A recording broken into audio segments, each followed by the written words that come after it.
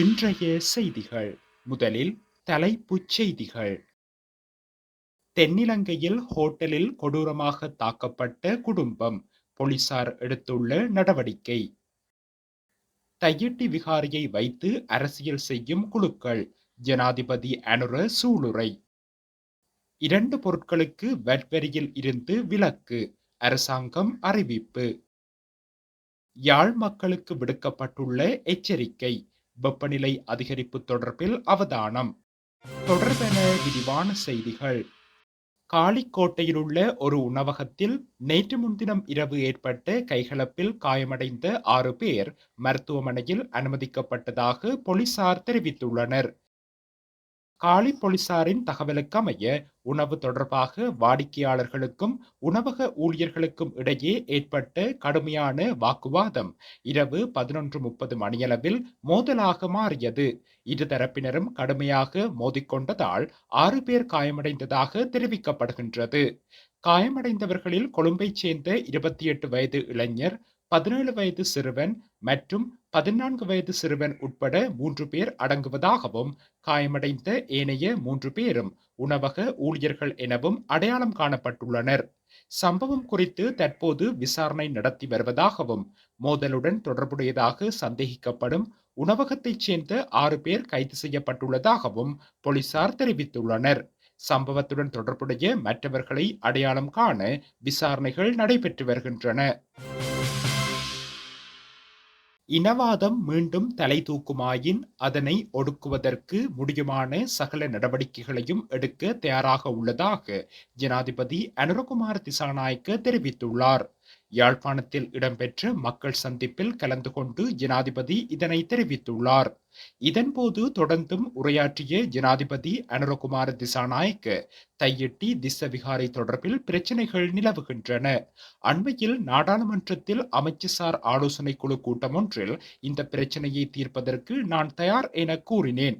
இந்த விகாரை தொடர்பான பிரச்சனையை வைத்துக் கொண்டு வடக்கிலும் தெற்கிலும் அரசியல் செய்து வருகின்ற சில குழுவினர் விலக வேண்டும். அந்த குழுக்களை நீக்கினால் தையிட்டி விகாரை தொடர்பான பிரச்சனைகளை இலகுவாக தீர்க்க முடியும் என ஜனாதிபதி குறிப்பிட்டார். நாட்டில் மீண்டும் இனவாதம் தலைதூக்குமானால் அதனை ஒடுக்குவதற்கு தம்மாலான அனைத்து நடவடிக்கைகளையும் தேசிய மக்கள் சக்தி எடுக்க தயாராக உள்ளது. பாதுகாப்பு அச்சுறுத்தல்களை காரணம் காட்டி எந்தவொரு காணியையும் பாதுகாப்பு படையினர் கைப்பற்றி வைத்திருக்க முடியாது. எனவே எம்மால் முடிந்தளவில் காணிகளை விடுவித்து வருகின்றோம். பாதுகாப்பு தரப்பிடம் ஒப்படைக்கப்பட்டு எவரேனும் காணாமல் போயிருந்தால் அது தொடர்பில் உண்மைகளை கண்டறிய தயாராக உள்ளோம். எமது உறவினர்களும் கடந்த காலங்களில் காணாமல் போயுள்ளனர். எனவே என்னாலும் அந்த வலியை உணர முடியும். வடக்கில் புதிதாக ஒரு தெங்கு முக்கோண வலயத்தை ஏற்படுத்த தீர்மானித்துள்ளோம். அதே நேரம் வடக்கினை முன்னேற்றுவதற்கு முதலீடு செய்வதற்காக புலம்பெயர்ந்தோர் முன்வர வேண்டும் எனவும் ஜனாதிபதி அனுரகுமார திசாநாயக்க அழைப்பு விடுத்துள்ளார். பெறுமதிசேர் வரித்திருத்த சட்டமூலத்தின்படி உள்நாட்டில் உற்பத்தி செய்யப்படும் திரவப்பால் மற்றும் தயிர் ஆகியவற்றிற்கு வட் வரியில் இருந்து விலக்கு அளிக்கப்பட்டுள்ளதாக உள்நாட்டு வருவாய்த்துறை தெரிவித்துள்ளது. அதற்கமைய ஏப்ரல் 11 முதல் நடைமுறைக்கு வரும் வகையில் திரவப்பால் மற்றும் தயிர் மீதான வட் வரி நீக்கப்பட்டுள்ளதாக திணைக்களம் தெரிவித்துள்ளது. வட்வரி திருத்த வர்த்தமானி ஏப்ரல் 9 நாடாளுமன்றத்தில் நிறைவேற்றப்பட்டது. இதற்கு சபாநாயகர் ஜெகத் விக்ரமரட்ன ஏப்ரல் 11 கையெழுத்திட்டு ஒப்புதல் அளித்துள்ளார்.